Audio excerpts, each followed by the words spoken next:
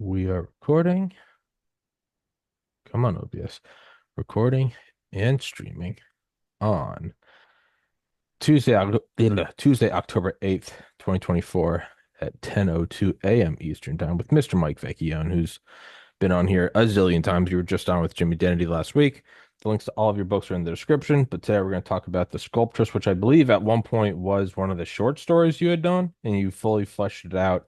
And it is, I mean, a horror. It's beautiful, but it's truly an exposition of the human condition in terms of just unbridled, unimaginable horror. And Yeah, it I'm gonna post was. the live link around, and Mike, you take it away. Okay, well, as you said, Tom, the first of all, thank you for having me. Of As course. all, I always appreciate Yes, sir. you accommodating me and allowing me to come on and talk about my books. The Sculptress is a story of and the kind of the cover says it all, a story of unrelenting love and abuse. And it struck me as something that I needed to write because I remember the case as if it was yesterday, and it was during a time in my career when I was actually a defense attorney. And in between my stints in the DA's office, I did about 10 years of criminal defense work, civil work, et cetera, and other things in my own private practice. And around the time when I was getting ready to go back to the DA's office, I had gotten a call from the new DA at the time and said that they wanted me to come back. And I was closing up my practice. I was in my office one afternoon doing just that, getting cases ready to turn them over to attorneys who were going to take over the cases. And I got a call from the what was is known as the 18B panel. And 18B is a county law, and it is the law that allows indigent defendants to be represented by attorneys who have volunteered their time. It's not a free service for the state. The state pays the attorney, but it's a much reduced rate. And I had been on the 18B panel for all those 10 years, and for all of them, I was on what's called the murder panel, which meant that I was being assigned to murder cases. And this one was particularly troublesome to the 18B panel because they wanted someone with my experience to handle this. And I found out why once I got into the case. So they said to me that we have a case for you. It's late in the afternoon, but we need you to go out to Kings County Hospital, which is a big public hospital in Brooklyn. And she said she meaning the administrator at 18B said that there's a woman who has been arrested for murder. They're going to do an arraignment in the hospital. She's been injured, and you need to go out there and represent her. So I said, okay, it was another case. I knew I'd be able to get it in before I had to go back to the DA's office. And I left. I left the office, got in my car, and drove out to Kings County Hospital, expecting to find a woman, sitting in a chair, maybe handcuffed to something with some injuries, and I would sit and talk to her. Instead, when I got there, I got to the floor that I was told she was on, and I met a nurse, and the nurse said that the person that you're looking for is in this particular room. And I walked in expecting, I don't know what, I expected someone to be, slightly injured. And instead, Tom, I looked at the bed, and there was a person in the bed. I couldn't tell whether it was a man or a woman because her head was completely covered with bandages. Her arms and hands were above the covers of the bed, the sheets. They were all covered with bandages, gauze, white gauze bandages. She looked like a mummy. And what was visible to me were her eyes, her mouth, of course, and I was introduced to her, and I didn't use her real name in the story, but we'll call her Jenny, which is the name that I used in the story, and I introduced myself, and I could barely hear her because she was suffering from her injuries, and it turns out what the nurses told me was that she had been burnt. She was all of that. The injuries were burns. I, of course, had no idea how she would have gotten burnt so severely. And neither did the nurse, quite frankly. She didn't know. And I said, well, I guess I'll wait for the DA and the judge to show up because we were going to do an arraignment. Well, they never did. Nobody showed up because it turns out that the doctors informed the court that she was so injured and so severely burnt that the fingerprints off her fingers were burnt off. Her fingers were, she could not be fingerprinted. And in order to do an arraignment, you need to fingerprint someone so that you can find out what their record is. If they do have a prior criminal record, the judge needs to know whether or not he or she should set bail, things of that nature. And they couldn't do it. So I had the opportunity to kind of speak to Jenny a little bit, and I got a little idea as to what it was. What I found out what the injuries were, and I found out that her husband died as a result of being burnt to death. So, you know, it was now really kind of a mystery to me and a mystery story, and I had to figure out what was going on. I knew that I wasn't going to get a full story out of her while she was there that night. So I introduced myself again. I made sure she knew I was her attorney. I told her not to speak to anybody if she could, unless I was present, except me, of course. And she kind of nodded and said, uh-huh, yes, okay. So I now had to set out to learn what had happened. And it turns out that let me just skip ahead a little bit. She wasn't arraigned on this until about 3 or 4 months later, which is when the skin on her fingertips had grown back enough for prints to be visible, and they printed her. Now, what did I learn from her, from the DA, from my investigation? Was that this woman was a victim of domestic abuse beyond belief. She and the abuser was her husband, and the abuse had taken place over the course of decades, not days, not months, decades.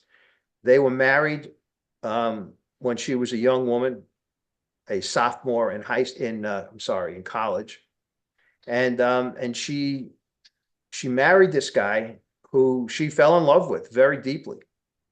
Now, a little bit of the background of Jenny was that she and her family came to New York when she was a baby.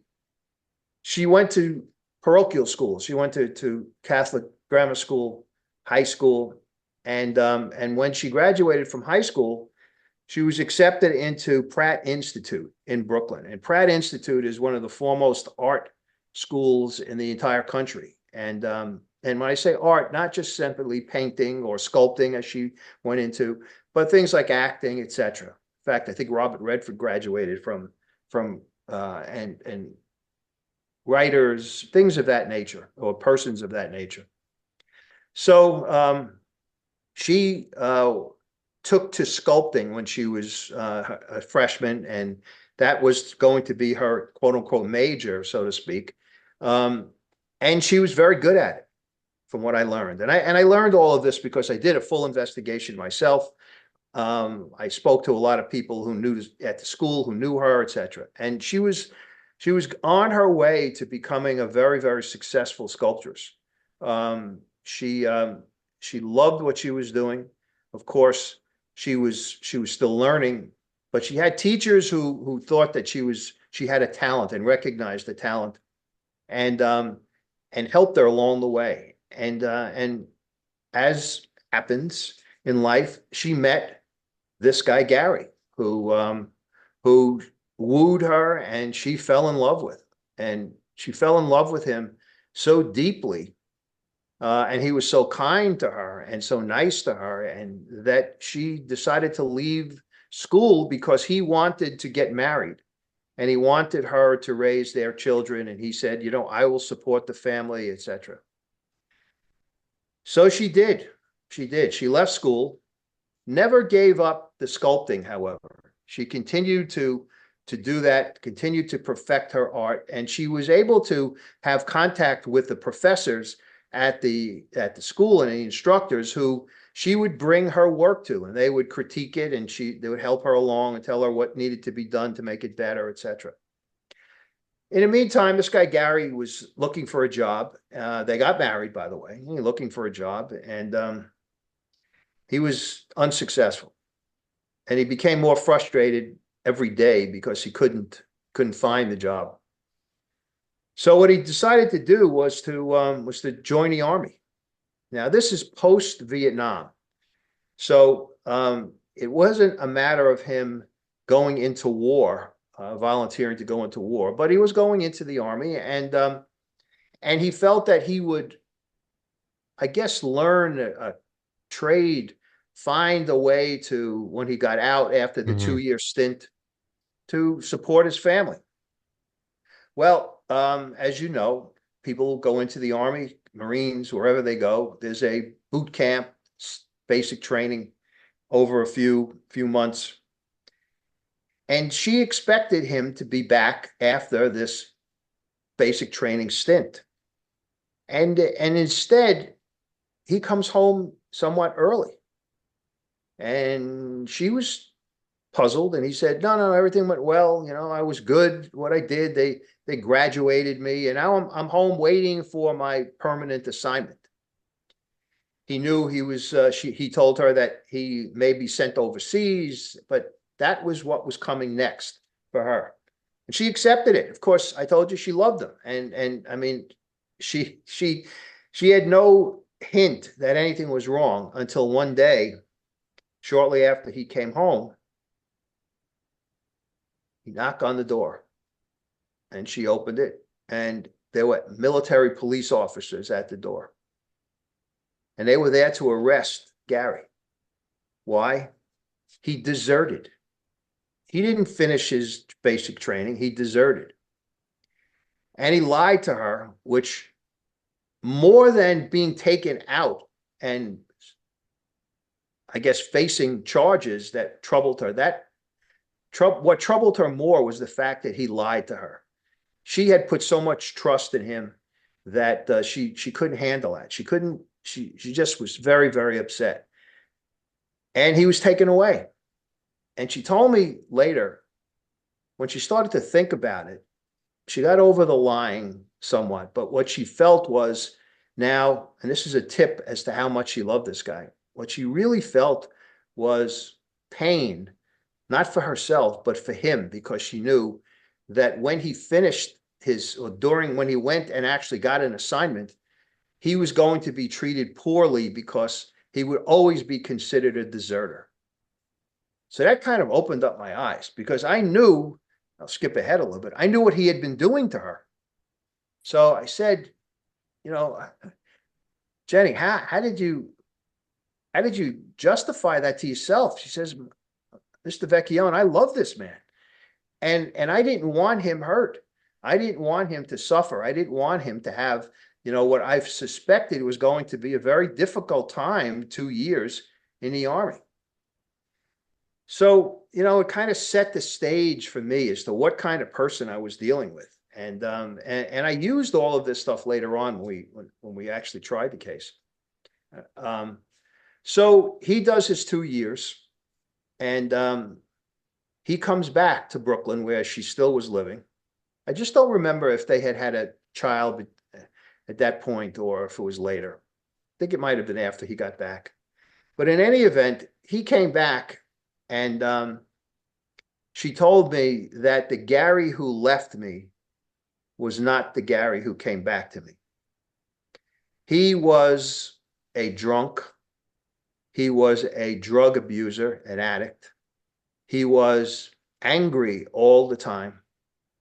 He was abusive to her. He took out his anger on her. And when I tell you, Tommy, that it was not just every other day or not every once in a while, it was every single day. He would argue, he would be angry, and he would take it out on her. And he would beat the shit out of her. And it was, I said to her, well, why did you stay? She said, I loved him. I loved him. And I learned later on what the psychology of all of this was, as I got into preparing for the trial. Hmm. He was he was so abusive that she finally, at some point along the way, had to start going to the police and having him arrested. So I wondered, how does a guy like this, and now this is all before, of course, the Me Too movement, and all before, anybody, like the police department now has a no tolerance policy. You get called to a particular house of domestic abuse, the quote unquote abuser is arrested immediately, and things are sought out later. That's what happened to the PD, which is a good thing. At that point, that was not the case. She would go report to the police what was going on. They would arrest him. But when she got to court or got to the DA's office to tell the DA what had happened, what she did was she, what quote unquote, withdrew the charges. And she said, I don't want to prosecute him any longer. So, having been in that situation as a prosecutor, and back then, you needed a witness. You couldn't just prosecute somebody because there was a complaint against them. I needed evidence. I mean, people needed evidence. The DAs needed evidence. So when the victim says, I don't want to prosecute, well, where's the evidence of the abuse going to come from? There may be, and she did have injuries, but her statements to the prosecutors when she talked about the injuries was, it was, I banged into something at home, or I fell down, or that kind of thing. And, as a prosecutor, I know that was all, when I had this situation myself, you knew it was not true. But what are you supposed to do? You can't make somebody swear to something that they won't swear to. So she would come home, he would come home, he would swear, I won't do this to you again. I won't do this to you again. And of course, what do you think happened? Next time, he would do the same thing. There would be an arrest. She'd go to court, same situation. I want the charges withdrawn. I love him, and the thing is that she was so taken in by this guy that he would essentially lie to her and say, don't worry, I'm getting better. I'm getting better. Now, what he did do, and what she convinced him to do on a couple of occasions, was to go for help. Help for his alcoholism, help for his drug treatment, help for, this abusive behavior. Because in addition to the abusive behavior, I'm sorry, not in addition, what it was fueled by was the drink and the drugs. And she convinced them at one point to go into a rehab facility for help. So we went and, came back. I don't know how long it was. And it was almost like he never had gone. Just started all over again. Now, I have to make sure that your listeners and your viewers know this is a woman who was as kind, as friendly, as peaceful a person that I have almost ever met. I mean, she was soft-spoken. She was someone who, she was very smart, very talented. And I said to her when I was not prepping her, but interviewing her, were you able to continue, your art? So she said, yeah, I was. She said, I needed a diversion. I had to, and I was able to do that. And she did. She continued to sculpt, continued to have contact with the people at Pratt Institute. And this tells you what kind of woman she was. They didn't say, well, you used to be a student here. We're not going to talk to you anymore. They kind of embraced her, and the professors did listen to her and continued to help her out in terms of making her art better. So things were okay for a while after the first stint in rehab, but it went back to where they were before. She'd have him arrested again. She would then withdraw the charges. He would promise not to do it again. And of course he did. There was a second stint, rehab stint. And he went in, said, okay, I'm gonna be better. I'm gonna be better. Tom, it never worked. It didn't work. He continued to do this. They had two children by this point, two boys, two sons. And it got to be so bad in terms of him beating her that she sent her two boys to live with relatives outside of Brooklyn, outside of New York City. That's how bad it was, because the atmosphere around her home was not a healthy one for her and not a healthy one for her boys to see what this guy was doing.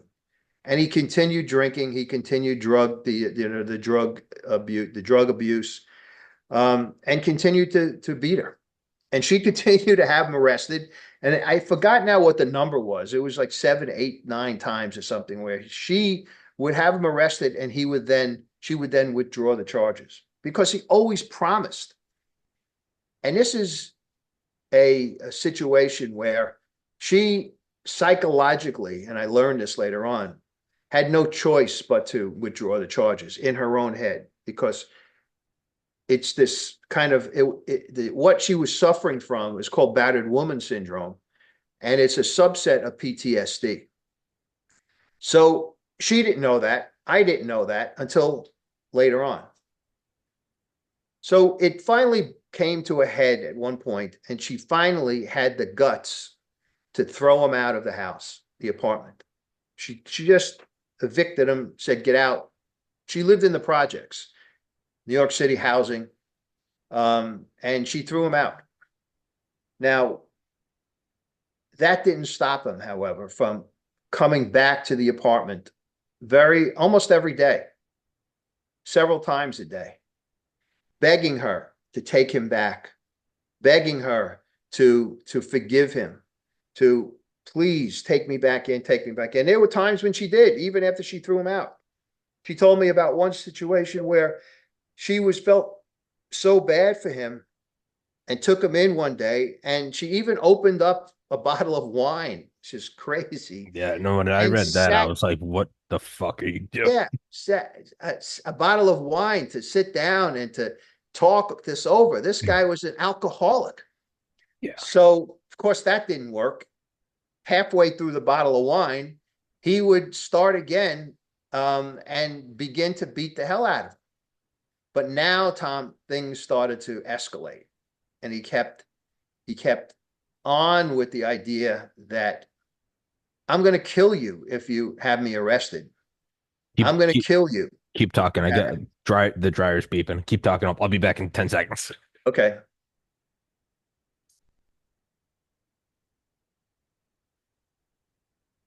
All right, keep going. So that she knew that, things had now seriously changed.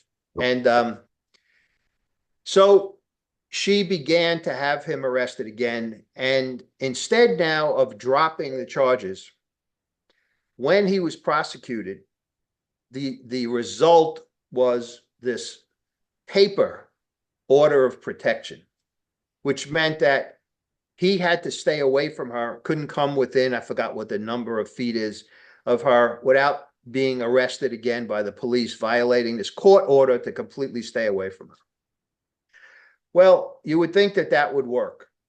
And it essentially, it did for a little while, but the fateful day that resulted in me now having to get involved, he showed up at her apartment. She told me that things were so bad that she began to, on occasion, to smoke crack, to kind of get into a euphoria so she could forget about what her life was about, what her life was at this point. Sure. So this day he comes to the apartment, and she told me candidly she had been smoking crack. She wasn't, out of it. She was a little bit high, and she let him in. Once again, said to myself, how could you possibly do this? But she did. And he talked again to her, about, please, I love you. And she's loved him. and I love you. Please, please, please don't let me back in. I won't do this again. And she this time she wasn't buying it. And he became more angry as she said no, no, no. And he now, she said, absolutely threatened to kill her in a way that she had never heard before. And she she was frightened. And she went to the police. She had the order of protection in her pocket. She went to the police. She had to walk to the precinct, which was several blocks away from where she lived, the precinct station house. And she was concerned that he would follow her because he told her, if you go to the police again, that's it. You're done. I'm going to kill you. So she knew she couldn't live this way any longer. She went to the police. And I want your selfishly, I want your viewers and listeners to buy this. It's a $2.99 price. It's an ebook on Amazon. And you don't have to have a Kindle reader. You could just download the Kindle app on your computer or iPad or phone, and you can buy this story. The ebook, it's called. So I won't tell you what happened when she went into the police station. I think you read the story. And she went back home. Police didn't want to have anything to do with her, and she went back home. And she now, when she walked out of the precinct, she said to me, I was so upset and so frightened that I started to look around to see if he was there. And she said, thank you to God that he's not around. So she walked home.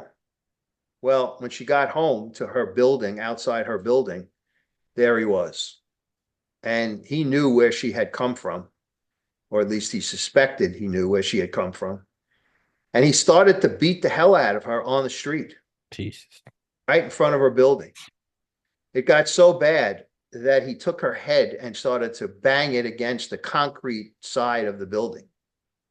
Now, earlier in this whole horror story, he had taken her head and smashed it against a piece of furniture in their apartment and broke her nose, cracked her head open.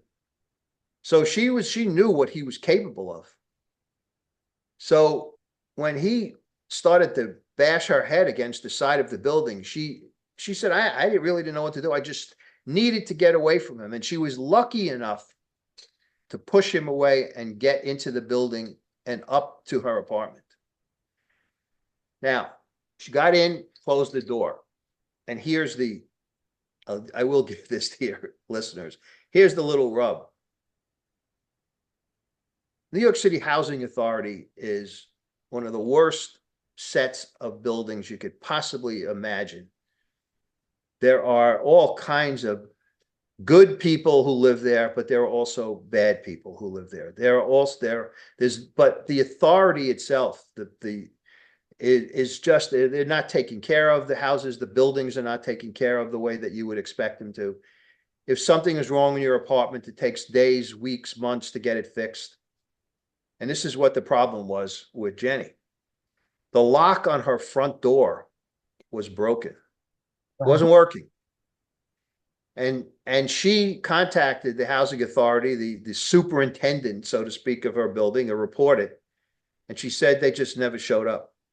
For months, this thing was broken. And what she used to do to secure the door was she would take the leaf of, the expansion leaf of a table, put the leaf in the middle, and it makes the table bigger. She had one of those for her dining room table. And she would put it underneath and jam it underneath the doorknob so that it would be difficult to someone to get into the apartment.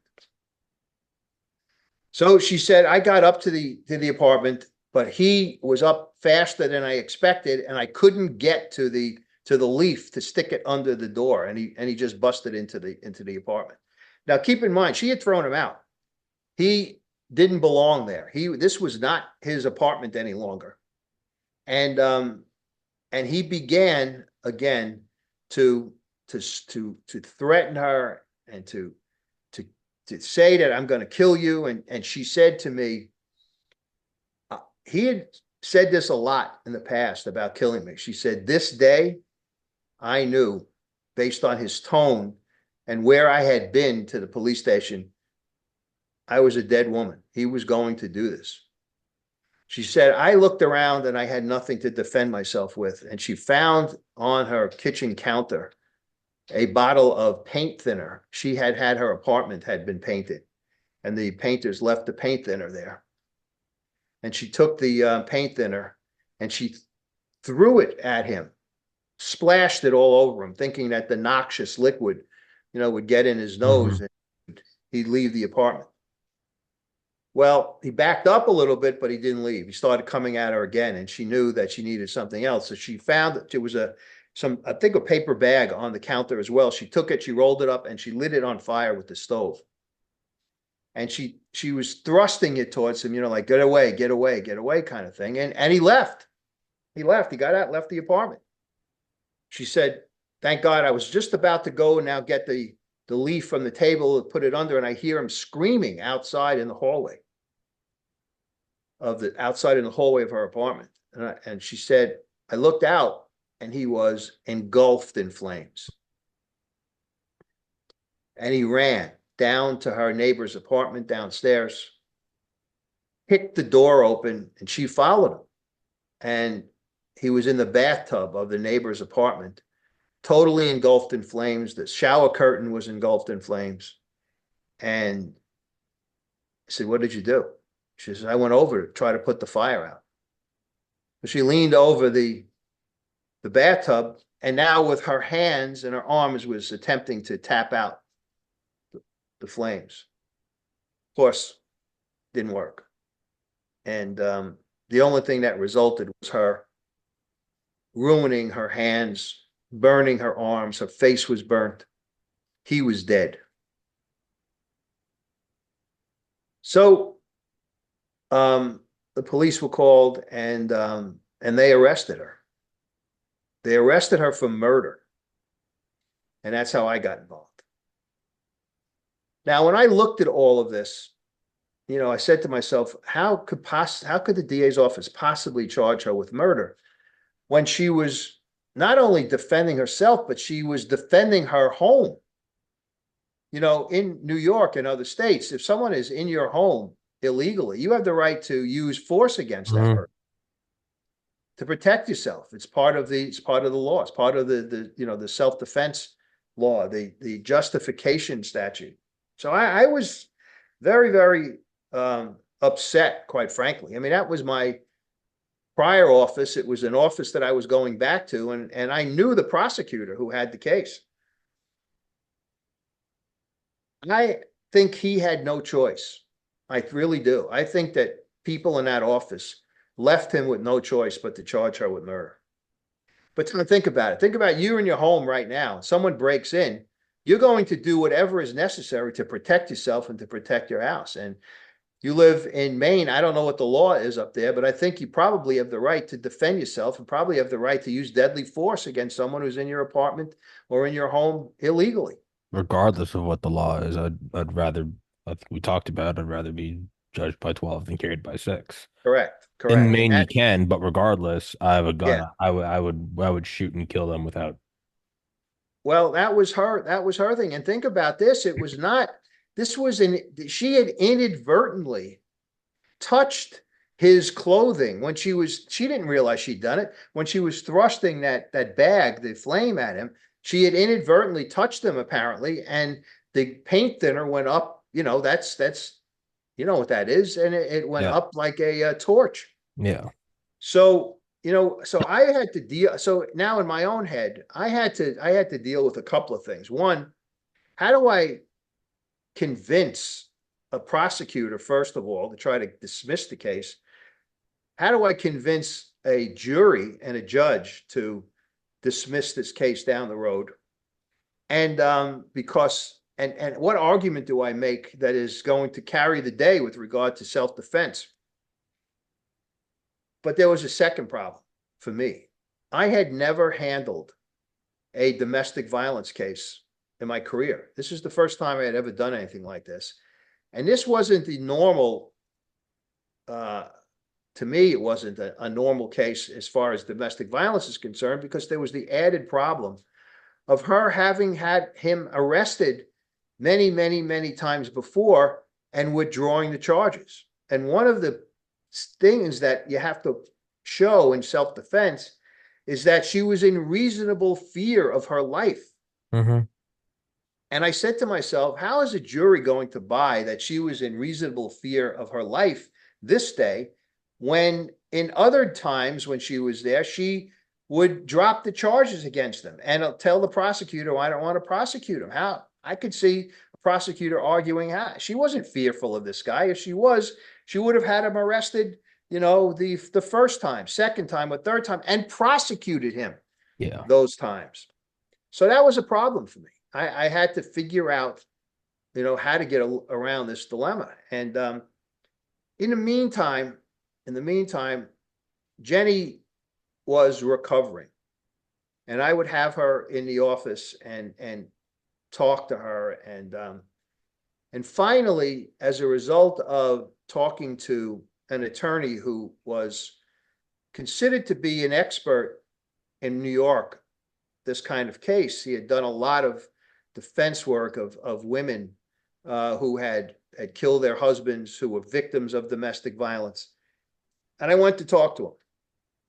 And the first thing he suggested was that she see a psychologist, because he knew right away that because of his experience, that she was suffering from battered woman syndrome, and that it's almost an inability to prosecute or to want to hurt, so to speak, the person that you're in love with, in spite of the fact that they have been doing this to you for all of these years. And it's again, he said, it's a subset of PTSD, and you don't know anything about this, then you need to speak to a psychologist as well. And he gave me the name of a woman who had done this before, who was an expert on this whole thing. And it's an interesting little story about how she lived in Upper Manhattan. I had never been, I wasn't familiar. I lived in the city all my life, but always Brooklyn, Queens, etc. And I didn't really know the upper reaches of Manhattan and what the what the geography was, or what kind of houses were up there. I just didn't know. So I had to take the subway up, and I got off the subway, and I was in, I might as well have been in, Iowa. I had no idea really where to go with what kind of place she lived in. And I found her apartment complex. It was not a city housing project. It was a big apartment complex. And I walked in, and I had to navigate the process, the housing development. And I finally found my way to her apartment. And she answered the door. She knew who I was. It was an appointment. And I walked in, and it's like I was taken back in time to like my grandmother's apartment. It was calm. She had nice furniture, but it was old. It was kind of soft, welcoming kind of furniture. The walls were painted in such a way that it was not blaring. It was very welcoming atmosphere. And I realized later on that she would see patients there. So she had this apartment decorated the way that she did, so that it would be a kind of second home to the person who would feel comfortable Yeah, there. I've done therapy, and office definitely, it definitely makes a difference. Yeah, it makes a difference, right? It makes an appointment to make an appointment to go there and not feel challenged, or not feel, not having harsh lights, not Hmm. having it was just a welcoming atmosphere. And I sat down with her for a couple of hours and was schooled on what the battered woman syndrome was. And it is.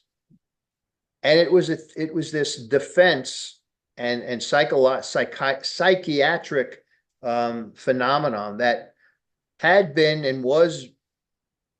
accepted by the courts, but it wasn't used on a widespread basis by that point. So it was the kind of thing where she had to teach me how to educate the judge and a jury about what this syndrome was all about. And when she mentioned to me that it was a subset of PTSD, I kind of got the idea as to what it was.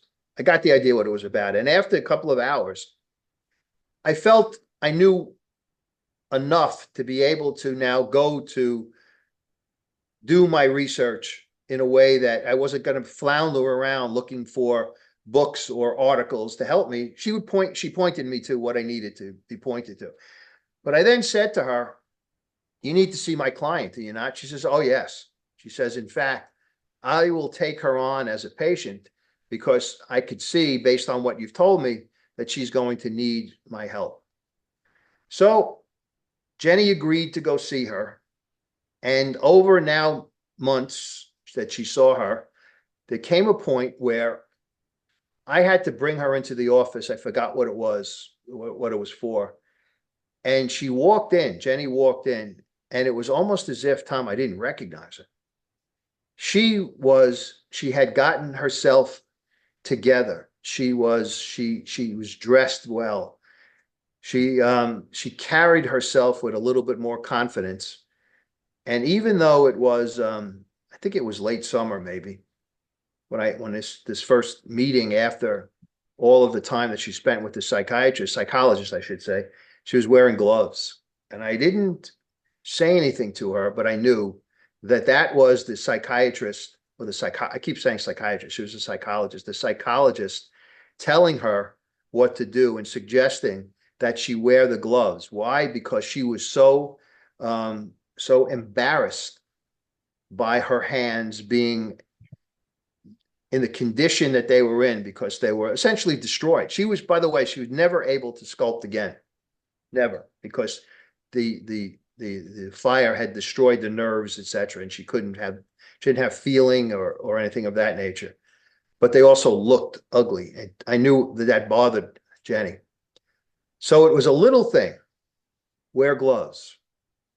And you don't have to wear gloves that look like mittens or leather gloves. You can wear, gloves that a woman would wear back in the 40s, Yeah. and you're okay. No one would think anything of it, and it helped her psychologically.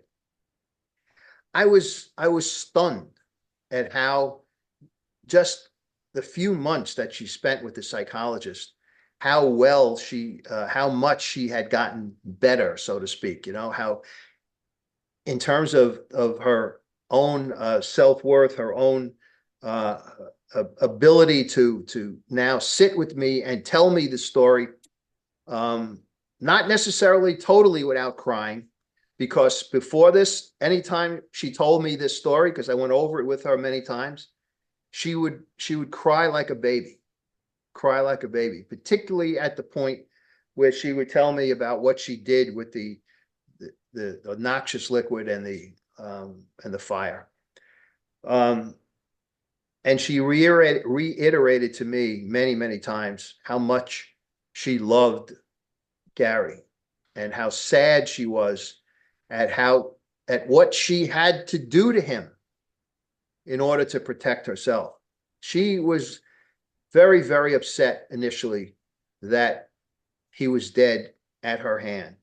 But the psychologist was able to work with her enough to be able to kind of convince her that she was not the person who did anything wrong here. She was simply defending herself. So I prepared her, and I knew there was going to be a trial. And one day I got a call from the judge, which is very strange. And he asked me and the prosecutor to come over. We were getting close to a trial date. And he wanted to have a conference, ostensibly to tell us, well, how things would go, pick a jury, this is what I do, this is how I do things, that kind of. I've been through 1,000 of those. So he calls us to the bench, and he tells us what he wants us to know. And then he got me alone, and he suggested that perhaps it would be best, save the city time, save everyone time. You're a busy attorney. The prosecutor's got things he's got to do. Maybe it'd be best if you I suggest, not dictate, that you let me decide the case. Now, I had been in front of this judge as a prosecutor when he was a judge's law secretary, so I knew him for years. I had also been in front of him as a defense attorney. I knew him very, very well. He was a great guy, good judge. So I stepped back from the bench and I said to myself, he's telling me to waive a jury. This is a good thing. This is a good thing. Normally, the defense attorney not going to want to do that, because with a jury, I've only got to convince one person that he or she didn't do it. With a judge, it's only one person, and the prosecutor only has to convince that person of the guilt. I went back, talked to Jenny, and I gave her my total. She said, I'll do what you think is best. And I said, well, here's what I think. And I did think it was best to try the case without a jury because of what he said to me. And I did. We did. We waived the jury, tried the case with the judge. And I knew that it was going to be one of these battle of experts. You know, I knew the prosecutor was going to call an expert to refute my expert, which was the psychologist. So to me, the deciding factor was going to be Jenny. I had to put her on the witness stand because I could not establish the self-defense without her telling the judge what she had gone through and why she did what she did. And I had her in my office to prep her the night before her testimony. She was, as she always was, calm. She listened, which is sometimes a little bit of a problem for lawyers. You know, clients think they know it all. And I always used to say, when someone would tell me that they wanted to do something different than what I wanted, and I would say, did you graduate from law school? They say, no, of course not. I said, well, you know, I did. Let me just tell you this. If you went to a doctor and you had a condition and the doctor said, this is what you need to do, would you not listen to him or her and do what they said so you could get better and you could be, you know, cured? Of course. Well, I'm telling you, this is what I think. Anyway, Jenny I didn't have to convince her. She was with me from day one. And she testified. Well, let me just I'd say one thing first. The morning of her testimony, I told her the night before. She said, how should I dress? I said, dress as you're going to church. And she said, okay. Now, I know you read the story and you know I legitimately laughed out loud when you described that guy. Well, I had told that to another witness in another case, a wise guy case that I was prosecuting. And he said, okay. And the next morning, the cops picked them up, detectives picked them up, brought them into my office. And the detective was laughing. And I said, what's up? He said, well, wait, you'll see. And this witness walked through the door into my office. He was dressed. He was a tall guy. He was dressed in a lime green suit with a jacket that was to his waist, like a waiter's jacket. The suit, the pants were like painted on him that didn't even go down to his shoes. And to make matters worse, he spiked his blonde hair on the top of his head with this goop that made the hair stand up. And I said to him, what the? And I legitimately laughed out loud when I read that. You go, what yeah, the fuck? Like, and he said, I told you to dress the way you go to church. He goes, what? He said, this is the way I dress. Real life cousin Vinny shit. Anyway, so I told it to Jenny, but I didn't think that I would have to worry. And I certainly was right, because she came in, Tom, she was dressed perfectly. I mean, just perfect for what I needed on the witness stand. And she was spectacular on direct examination. She was just great. She told her story. She cried legitimately when she got to the part that she cries about all the time with me. And I finally sat down, and before the cross-examination, the judge said to her, and I want to read this to you. The judge asked her, can I ask you a question? And she said, of course, Your Honor. And she turned to face him, and he said, despite all he had done to you over the years, and after all the pain he inflicted upon you, on the day of the fire, did you still love him? Her answer was, yes, Your Honor. I will always love him because for me, Gary is not gone. He's with me always in here. And she kind of pointed to her chest, her heart. And then this is the line that she left us with. To live in the heart of someone left behind is not to die. So there was silence in the courtroom at that point. I said no further questions.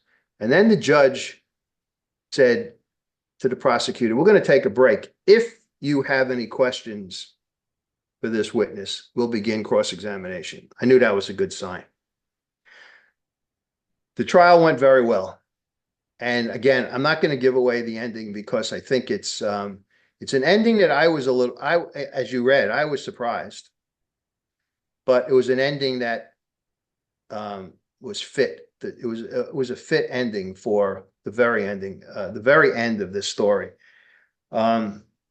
So I always remembered this case because Jenny had made such an impact on my career, on my life, and I mean in my everything about me. I never forgot her. And when I left and started to write, I always had it in my head that I was going to write this story. And in between, as you know, I've written 3 now Fallen Angel books. In between book 1 and book 2, I decided to sit down and write this. And in the old days, it used to be called a Kindle single, these books. This is my 3rd, but now they call them ebooks. And it was a self-published. I did it Amazon self-publishing, and it's on Amazon, and it's available to anybody who wants to read it. And I suggest you do, because I really do think that it's a kind of story that is both uplifting. It's sad, it's eye-opening, but it's also uplifting, particularly in this day and age now of the Me Too movement, which did not exist Yeah. back then. And I'll give you one last thing to you. When I had my wife Lenore read this, she took it into our bedroom and she sat and read it. And when she finished, she came out and she was crying. She said, this is a heartbreaking story. And it is, and it is. And I did one other thing before I finally finished it, and that was I searched for Jenny. I looked everywhere. I wanted there to be an ending, a happy ending, different than what the ending was to the story. I wanted to be able to say, she has gone on and lived her life and began to teach sculpting, etc. I couldn't find her, Tom. I did everything I could, and I couldn't find her. I don't know if she's here in New York. I don't know where she lives. She may have gone back down. I think she came from the South with her family.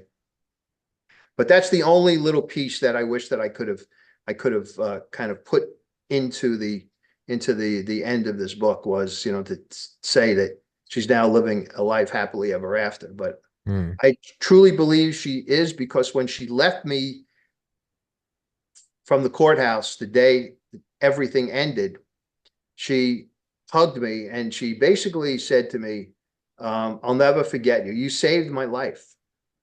You saved my life. And I thought about it again later on, and I said, to myself, this is why I did what I did, in terms of my career, and to help someone like her, really kind of put to that point, the kind of icing on the cake, So, so the Sculptress, a story based on true events, a story of unrelenting love and abuse, and it's all of that, and in my opinion, even more. So, I know this is a really blatant plug, but No, no, dude, that's the point of it. Should go out Yeah. and get it. It's a really No, good story. absolutely. No, absolutely. Yeah, I was gonna say,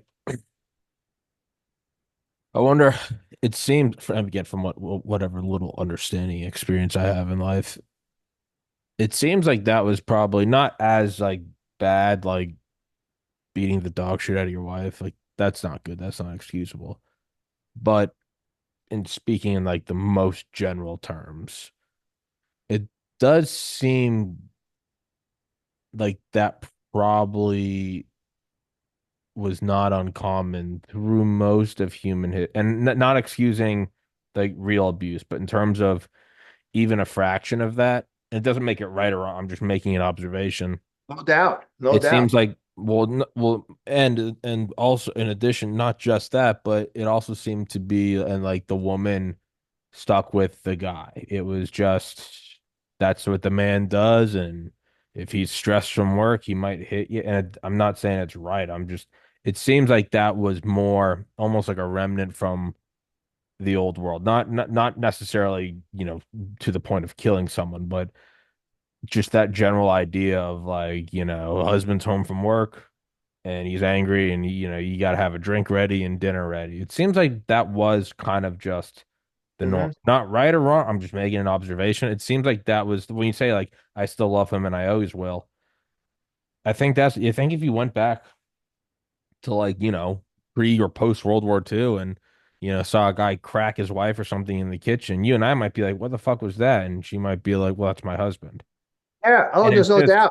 No doubt. you just go like, the fuck. I mean, is it Stockholm syndrome? Is it just the woman's like, hey, you stick by the man and it genetically it's like, hey, the man provides. Every once in a while he bops you in the face, but he brings home food. It's not right. Just it is an interesting She observation. she couldn't bring herself to leave him or to be without him, in spite of the fact that he would beat her every day. Yeah. And that's the whole thing about the battered woman syndrome. It's almost like I can't be alone, even though Mm. this is the person who beats me all the time. I need to Yeah. have him around and be here because I can't be alone, kind of thing. So it's thank God that we have evolved, and thank God that the police department, and you'll see why your readers will see, Yeah. listeners will see why I say this.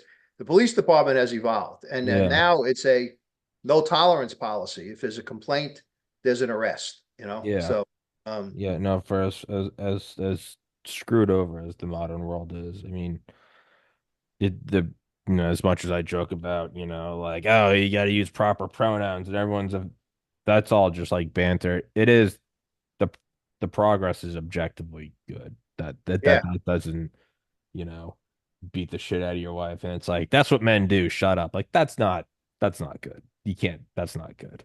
Uh, that's really Neanderthal thinking by yeah. Yeah. Priests rape kids. And it's like, will you be quiet? Do you hate the church? And it's like, dude, no, that's fucked up. Like, so, but Mike, like I said, we got to wrap it up rather abruptly. I have somebody coming on to talk about hurricane relief and all that good shit. But, Okay, well, I will thank you, put, Tom. yes, sir. As always, I will put the link to it in the description as the links to all of your other books are. And I will remind you, I have a ton of work to do today. Send me a reminder text, and I will get you and Jimmy scheduled. I know I haven't done that yet, but I know I need Okay. to. So, And you'll uh, send me this link too, is right? yes, When sir. you the link to Absolutely. this. Yes, Very sir. good. Now I'll post it. Yes, sir. Mr. Thank you, Mike Tom. Vecchione, as always, thank you for your time, man. You're always welcome here. You're a great guest. I wouldn't keep having you back if I didn't want to. So I appreciate it, brother. Take care, brother. All Take right, thank care. you so much. Guys, thank you so much for watching.